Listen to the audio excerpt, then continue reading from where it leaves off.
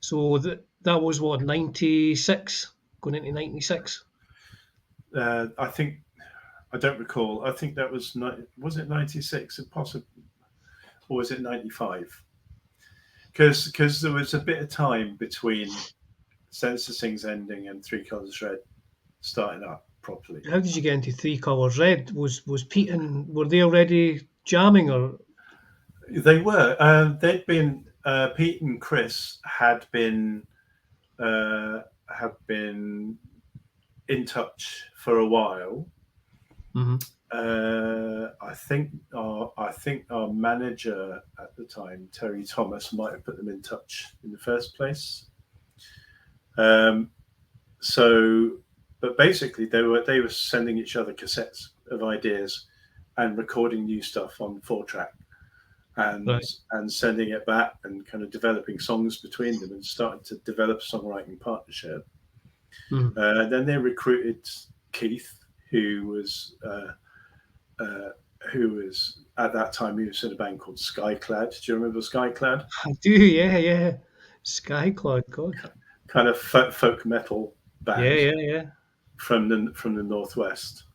And Pete had previously been in the revived version of Diamond Head, of course.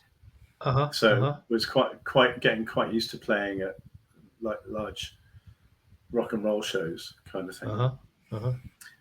And basically, this was down to Mark again, and a fortuitous relationship, because obviously he was with the Wild Hearts at the time, and Danny McCormack, who was Wild Hearts bass player, is Chris McCormack's brother. So he heard through Danny that Chris and Pete were looking for another guitarist. So I went along to meet Chris, and we looked the same, and same guitars, and we got on really well. And he knew my track records, so yeah, that was it basically, and the rest is history, so to speak. I guess from their point of view, like if they're looking for a guitar player, when you're turning up, you're a guy. You're like, I can do the gigs. I've done the touring. I've done all this, that, and the next thing. So they wouldn't have there'd be no issue, no worry for them to think, if we get bigger, we're not sure if they can handle it. You've already been there. I'd already spent like the best part of 9 or 10 years, like coexisting in vans with other people. So that side of it, the personality side, I think probably speaks for itself as well. But that was fine. But I was soon to learn that actually Three Colours Red were a much more disciplined mob musically than Senseless Things. Senseless Things, it was all, everyone gets to do their own thing in their own way, which suited Senseless Things because Morgan, bass player, unlike any other, would do his thing and would play his organ stuff and whatever. Cass, not your average drummer, amazing in that kind of Keith Moon-esque way, but you have to get used to speeding up a lot. And Mark, who was a brilliant songwriter, again. Not the most technical guitarist, but with a lot of feel. But it was all, everyone does their own thing and brings their own thing to the party. Three Colours Red, it was very much about the vision of Pete or Chris. So if you didn't play the part exactly as Pete or Chris wanted it, they would let you know. So I had to kind of get a lot more disciplined very quickly and a lot tighter as well. But, I listen to myself playing on those records, and I think that's kind of interesting. That's kind of so different to what I was doing with Senseless Things, which was chucking ideas into the mix. Whereas I listened to Pure, first album recently, and it's like, fucking hell, that's tight. Yeah, I mean, and as you're saying there, like if I put that on, it's like. You would be able to, if you're not exactly doubling what Danny's doing, Chris, you would hear, you would hear the difference in it. You'd have to be nailing everything absolutely spot on because they're so tight. Absolutely right, and same with the drums and bass. It was just so spot on, And this was still before Pro Tools was everywhere, you know. So it's still recording to 2-inch tape, you know. And so drop it in again, and you'd be there all fucking night until you got it right, you know. So it was a very different discipline, but I liked it, and it improved me as a guitar player, you know. So yeah. When I watched I've seen you put in an SG, black SG at that point. Yeah, that's this one. Although weirdly, I don't know if it's because of the finish or what, but this one, it kind of goes green under certain stage lights. It goes a really odd, weird kind of green. I don't know if it's because it's a nitro finished one or what. Maybe. Anyway, I panicked a little bit earlier today because I wanted to date it. And I went on one kind of put your serial number in here, and we'll tell you what year it is. And it said we don't recognise that serial number. So I went okay. And it wasn't until I went on the Gibson site that I found out that if your instrument starts with 9/4, that's because it's a centennial year. Right. So yeah, 1894 to 1994. And so all the instruments that year start with 9/4, and then it's just the number. Right.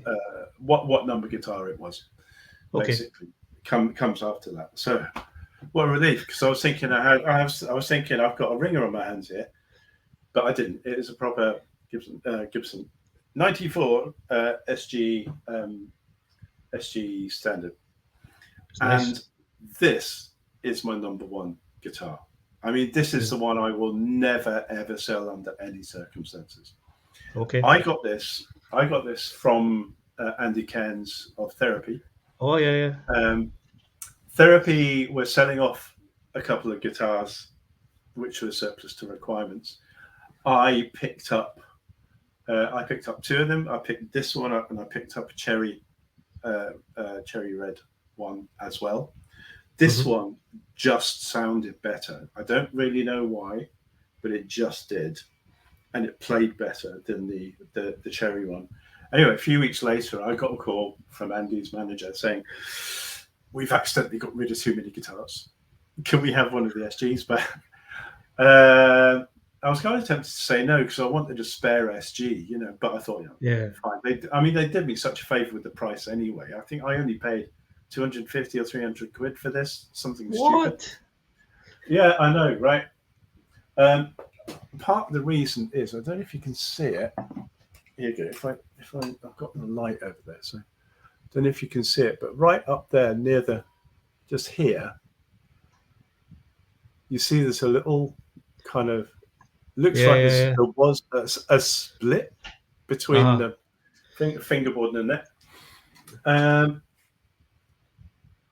I don't know if it came to grief at some point. It's never caused me any trouble at all. It's certainly not a proper full-on headstock break. Nothing like that. But yeah, I mean, it's tough as old boots. When we were doing the reunion gigs in 2017, this was on its stand at the side of the stage at the New Adelphi in Hull. And a piece of scenery fell on it, and it was perfectly fine. It wasn't even out of tune, you know. Brilliant. Not a scar. I mean, it's got plenty of little dings and stuff, you know, and you know, that's proper relicking, you know. That's the amount that actually comes off after years and years of playing. But this, and it just sounds amazing, and the action is absolutely perfect, and and I'll never ever get rid of it. It's so good, and it's my number one guitar. But I don't play it that much these days, you know. Because I'm all about the never being happy and always wanting something a bit different. always everyone is. So was that your main stage guitar for Three Colours Red? Yeah, absolutely. I had the Les Paul as well, and I would frequently use the Les Paul, but this is the one for playing live for sure, because it was lighter. I started to favour it more and more as I got into my 30s, and this is just so much easier on the back than a Les Paul, and it sounds at least as good. In fact, I prefer the sound because it's got a bit more clang than a Les Paul. A Les Paul in a few ways is a bit too refined for my style of playing, I find. But I mean, this is in its time. This has played punk rock. It's played what would you call it? Brit rock. It's played proto metal. It's played funk and soul as well in a band I was in for a good while called The Faction, which was basically a socialist R&B band. R&B as in Dr. Feelgood. That kind of R&B. I've got a CD over there that I purchased. There you go. So you'll know with the brass capital playing the brass parts. But that was a really fun band, and there were some face melters on that, but it was also quite a bit of kind of funkier, stuff on it. Very much of a Dr. Feelgood sort of thing going on as well. So with Three Colours Red, it was more a rock audience than, I guess, the Senseless Things. Like you were on big rock stages at that point. That's right. It was definitely more Kerrang than NME. Kerrang and Metal Hammer was then our natural home, which had never been from. Oh, I tell a lie, actually. No, I mean, Kerrang really took to Senseless Things when we went rock. They basically pulled us over from the Inkies. So NME and Melody Maker could fuck off. And, you'd read about us in Kerrang, where people, I think it was Paul Reese, were still going, yeah, love this album. So, we still had that kind of vibe from somewhere.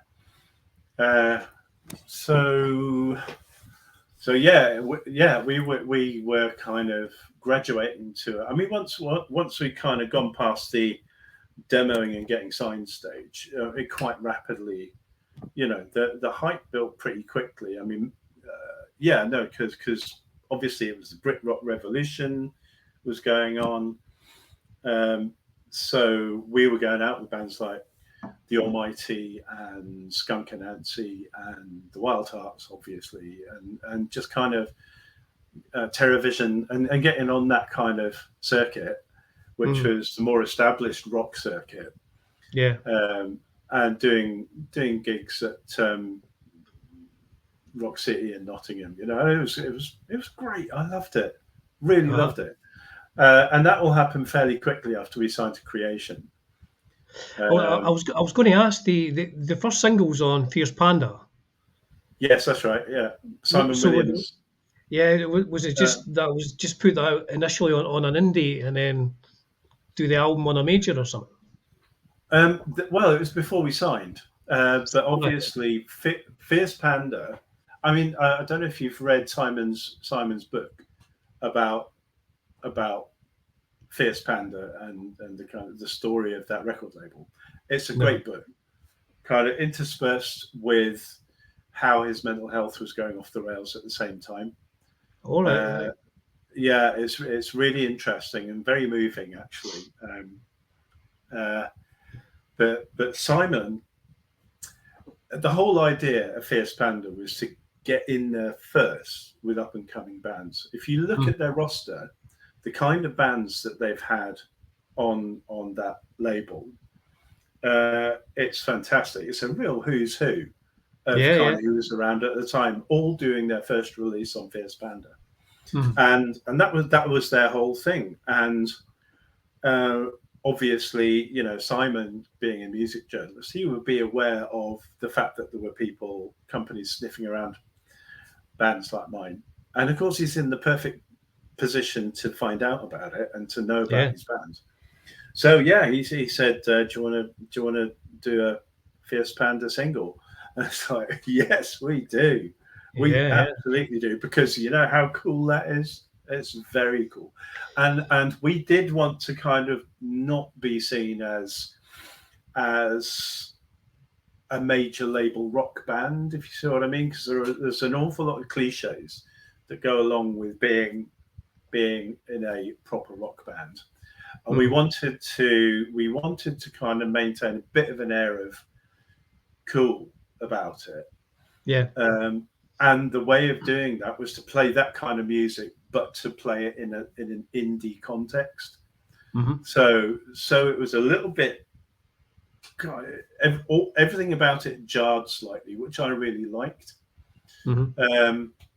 But that, I think, also went really well with the way Pete was writing lyrics, because, you know, there wasn't macho bombast. It was all kind of fairly dark, fucked up stuff he was singing about, and I really loved that. So it was a way of doing something slightly different. Of course, Alan McGee went completely over the top in calling us the best British band since the Sex Pistols.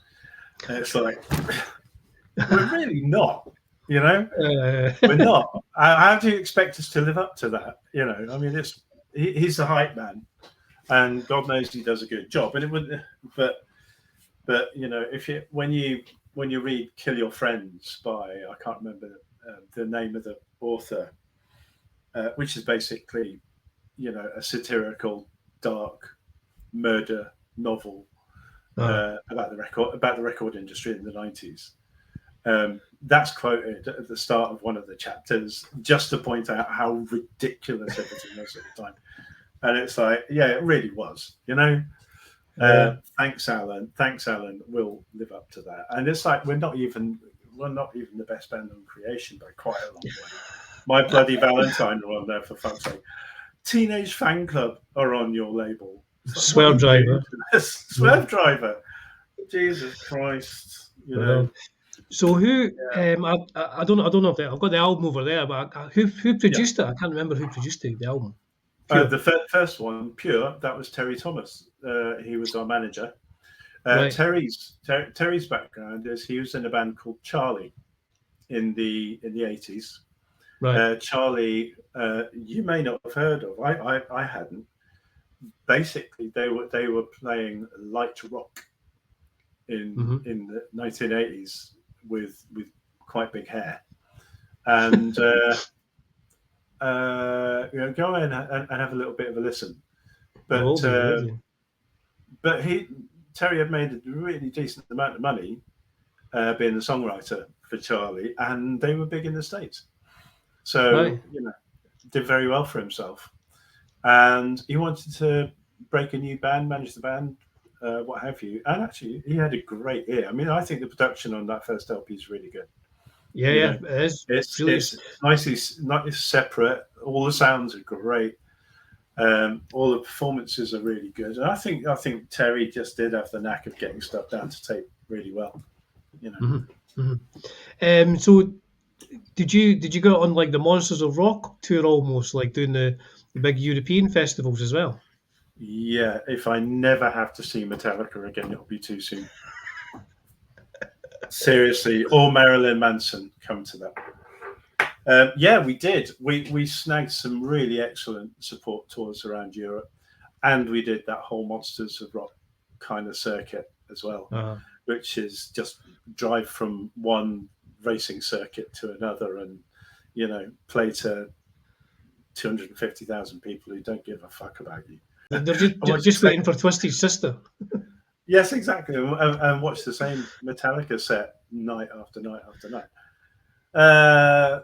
Yeah, but I mean, it was what it was. And we also went out we did a whole European tour with Marilyn Manson, right? Who were the most arrogant bunch of assholes I have ever had the misfortune to be on a tour with. Apparently, Brian apologized to Chris a bit further down the track for the way they behaved on that tour. Put it this way: by the London gig, we had put a big sign on our dressing room door saying "These colours don't run." And it's like, fuck you. And we were in London, where actually a lot of the people in the audience knew who we were. Which isn't the same, which isn't like that in Frankfurt. You know what I mean? But that was what it was, and we weathered the storm. And we also went out on a full European tour with Aerosmith, who were lovely and absolutely brilliant every night. So so many good gigs. It was a really, really excellent time. Did you get to play any Joe Perry's guitars, or did you get close? Did you get close to them? God no, God forbid. No, I wouldn't dream of asking. Jesus Christ, no, no, not at all. And of course, this was that tour when they were making a really big thing about being sober, right? Yeah. So there's this great thing. First night of the tour, of course, we're in the and their crew have been, or their tour manager have been really, really explicit about it. It was like no booze outside your dressing room. Okay, absolutely none. Don't go walking around backstage with booze in your hand. These guys are trying to stay on the wagon. Of course, with Aerosmith, it's not really booze that's the problem, right? Yeah. Anyway, so but it's a slippery slope. So anyway, we're in the dressing room. Keith is kind of standing there with a pint in his hand, right? And knock on the door, and it's Aerosmith come to introduce themselves. So Keith, like without missing a beat, just goes.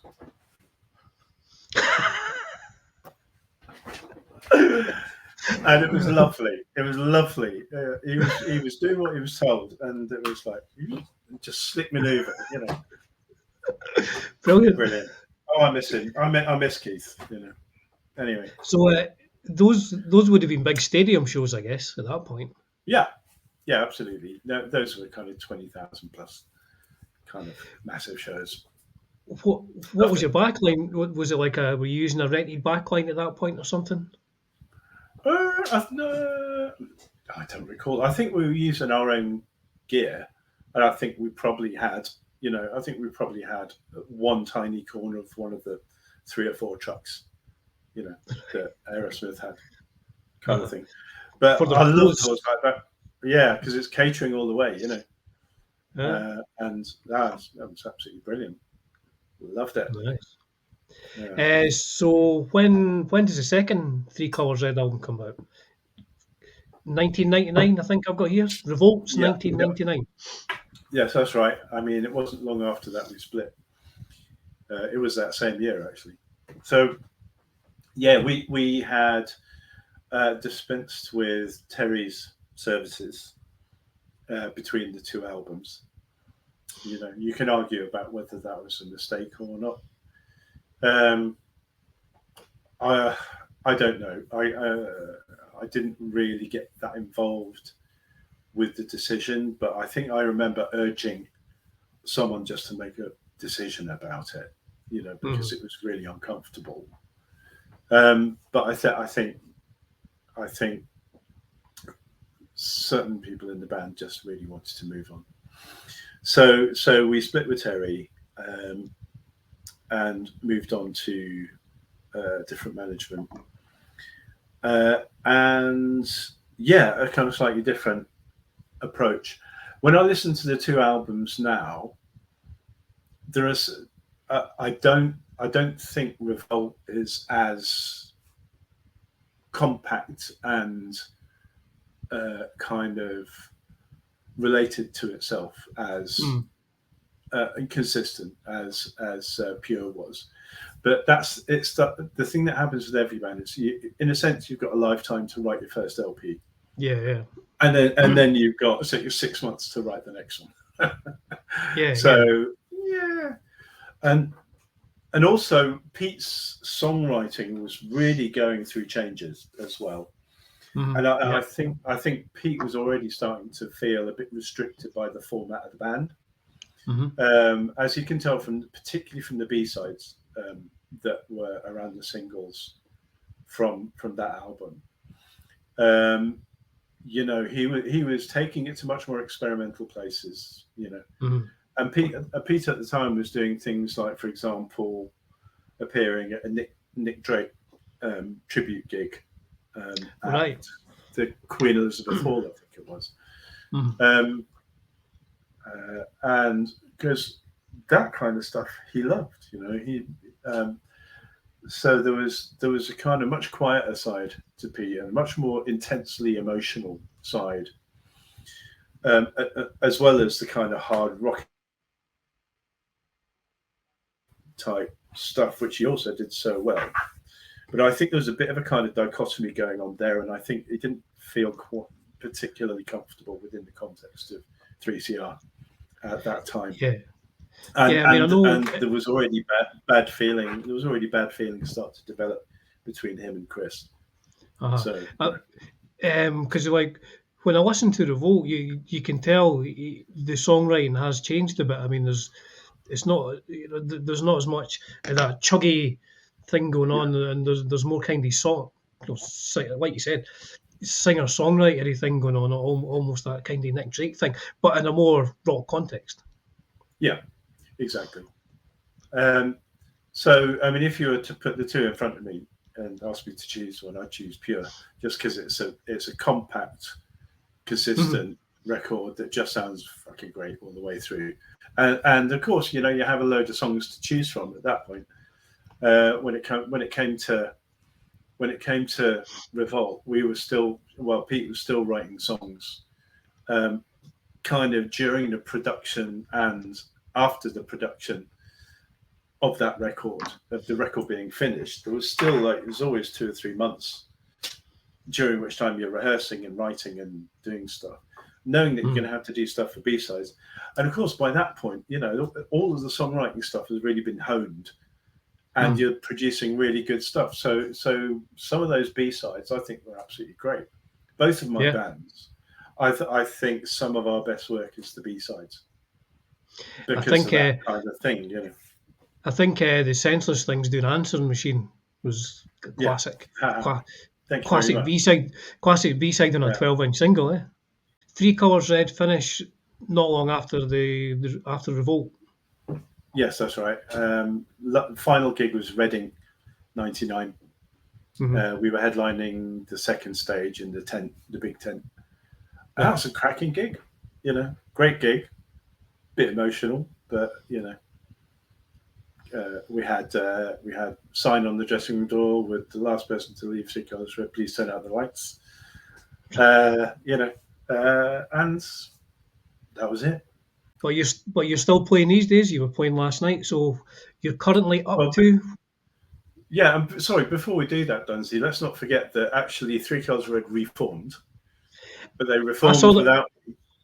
They did ask me if I wanted to come back. Well, because I turned up at the venue and I was like, "That's not Ben." That's Paul Grant. Yeah. And so.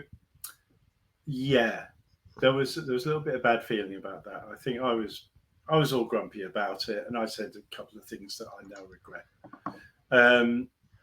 But I wish that could have been done differently, so I could have taken part. But I kind of, on reflection, I understand the fact that they wanted commitment that I couldn't provide at the time. Yeah.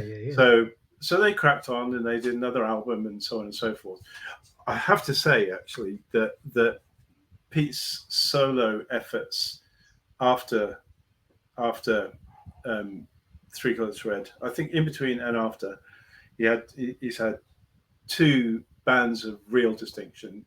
He had a band called Elevation, who I think were during the hiatus, who were really good. Then after that, there was a band called Bass Knives, and they were amazing. Again, they recorded an album, but it never came out.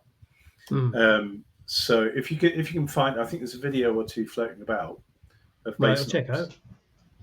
Definitely worth checking out, because that would have been cracking, I think. So anyway, so there is a little kind of postscriptum there to the whole 3CR thing. But yes, moving on. The present day.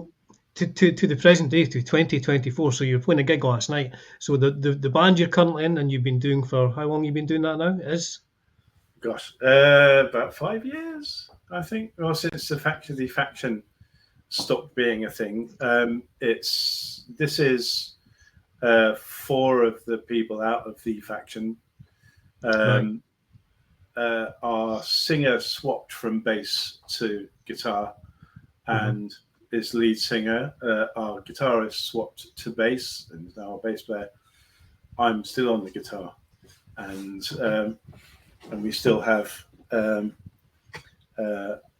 we all have fictional names in the band. Okay, so we have Les Batteur on, right. As in Les Battersby, but Les Batteur is on drums. I'm my moniker is Hot Grease, basically. Anyway,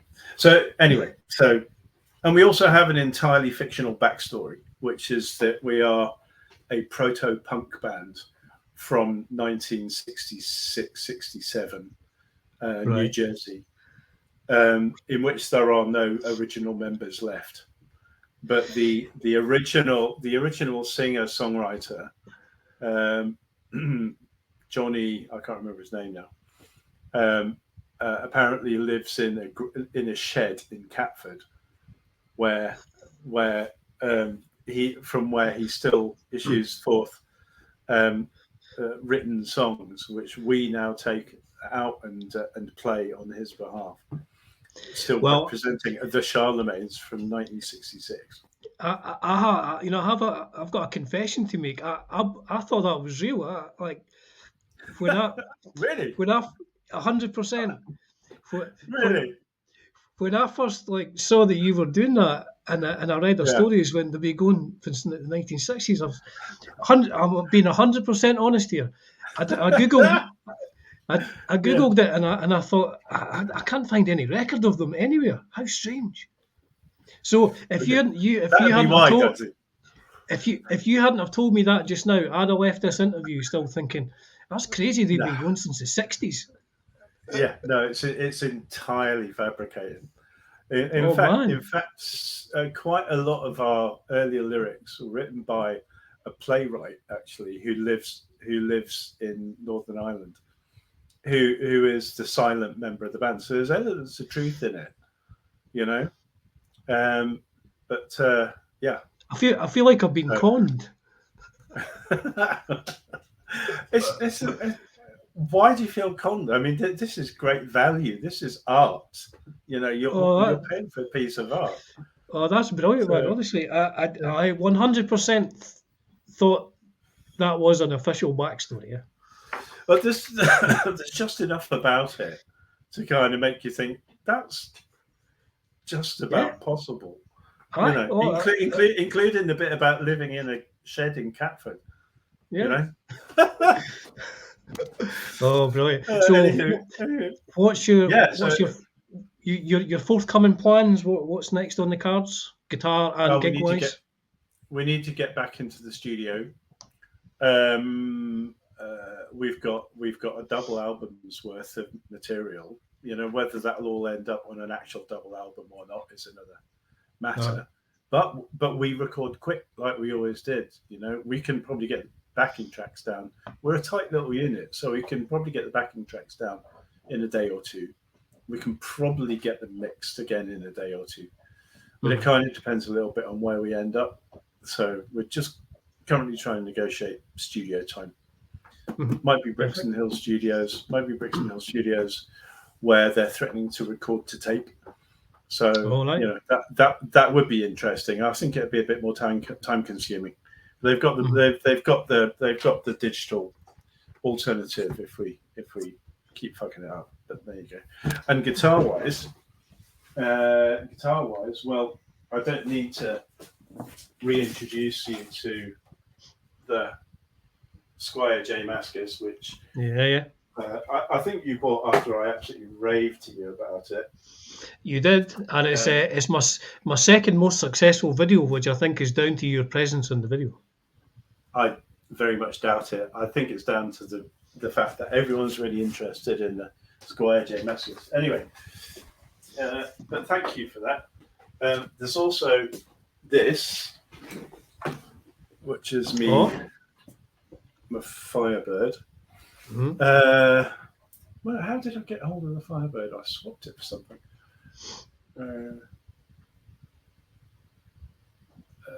No, I can't remember. But it's really weird. I mean, I did have kind of almost a full set of Gibsons at one point. You know, I had the Flying V, I had the Explorer, I had the SG Les Paul, and they've just gone over time. You know, the Flying V. Oh no, well the Flying V I swapped for the Explorer, which is a lovely Explorer. But I just didn't play it. It was too big, too heavy. Huge guitars. Yeah, whereas this, still a huge guitar, but it's much lighter. And with these mini humbuckers, it's got a much more distinctive sound. You know, it's not just big Billy Bollocks Gibson humbuckers, you know. Yeah. Lovely though they were, but this sounds it's more melodic in a way. But this has had to have a lot of work just to get it playable. It was rattling like horrifically on the bottom end. This is obviously something to do with the scale length and the amount of space that those strings have got up at the top there, and it's a common issue, I think, with Firebirds. And I like it. I do like it. It's just not quite there. Do you know what I mean? Again, it's not. So it very rarely comes out the case. Again, it's a case queen. I'll get it out from time to time because it looks so cool. You know, it does look cool. But it's really down to the looks rather than the playing. I had a 76 by Centini one, Really? which I bought off Bruce out of Big Country, but he'd put white EMGs in it and a Kayla. It was. No. It was possibly the worst thing I've ever seen done to a guitar. It was a nice guitar, but it had white EMGs and a Kayla. What an awful idea! And it's like innovation isn't always a good thing. It's like I thought it was a good idea to buy a Jazzmaster. Oh God, what's the name of the geezer out of Slipknot? Jim Root. Yes, Jim Root, Jazzmaster, black one. I thought brilliant. I mean, everything about that should have meant that it was a perfect guitar, you know. But it was made out of mahogany, and it's a thick body, so it was heavier than any Les Paul I've ever put on. Right? Only someone with Jim Root's build could actually play that thing. Yeah. And I'm no Jim Root. And yes, the EMG. Really super hot pickups, which mean that actually you can't play anything other than Slipknot on that guitar because everything else sounds like shit. You know, you can get a nice clean, you can get a nice quite electronic clean tone, you know, when you're just by completely stripping everything out. But as soon as you add any gain on it at all, it's just super heavy, which just doesn't suit the music I play. You know, I'm not in a full-on heavy metal band, so it just wasn't for me. Plus, I couldn't stand up for more than 20 minutes playing it. You know, so it had to go. And also, final killer for me was the complete lack of dots on the ebony fretboard. No markers at all. I didn't know what I was playing. I had no idea. I was so reliant on the dot markers. That didn't last very long. I sold that. In fact, I swapped that for the whatchamacallit. Where's my Strat? For a Strat. Yeah. For a Strat. We've both ended up with Strats at our age, you know. Do you think it's a logical progression? We end up with Strats? I had a Fender HSS Strat about a year and a half, 2 years ago. Just didn't get on with it. And I realized the point of getting a Strat was actually to have an SSS configuration, not the humbucker and the bridge. And it's like, well, why have I got that? It just sounds like every other humbucker guitar I've got. It doesn't sound like a Strat. Played all right, yeah. And this new one I've got, it's a custom build, right? So it's custom built by Jay Davey, who build guitars for Status Quo. Nice. And yeah, and everything about it is great, apart from the neck. The neck is so chunky. It's like just that bit too big to be comfortable. I find it tiring to play. So I'm already going, I'm going to have to find a way of selling this to a Strat enthusiast who's up for playing a Strat with a baseball bat neck, because it's not the delicate guitar which I kind of think a Strat is. Anyway, there's a little bit of regret seeping in for that one, but I'm going to persist with it for a while because it looks great. It's kind of orange, burnt orange, and kind of heavily relicked, and it looks amazing. So, what the hell? I'm going to stick with it. But no, latest. So since I got the J Mascis, I kind of got the Jazzmaster Bug. And this is my current number one, which is the nice American Pro 2 Dark Knight. I like that blue black finish. It does look a bit, isn't it lovely? I mean, everybody knows that the most important thing about a guitar is the color, right? And 100%. Look at it, it's just gorgeous. And also it does look like something out of Batman, doesn't it? It does. It does. So this is, I mean, in Jazzmaster's terms, this is quite a leap up from the Squier JM. It's gorgeous. I mean, it just plays beautifully. It's got that kind of smooth neck. It's not quite as kind of non-shiny as the J Mascis, but it's still beautiful. It's great. I'm so chuffed with it, and the tones I'm getting out of it are really, really excellent, and I'm loving it. And it just looks amazing. And it looks great. It was great. So Ben, thank you again for taking the time to do a video for me. It's hugely appreciated. I've been a fan for many years, so it's great you took the time to do it. I do appreciate doing it. Well, I've been a fan of yours for the same amount of time, obviously. So works both ways, isn't it? Cool, man. Thank you very much. You're welcome. Lovely to see you again.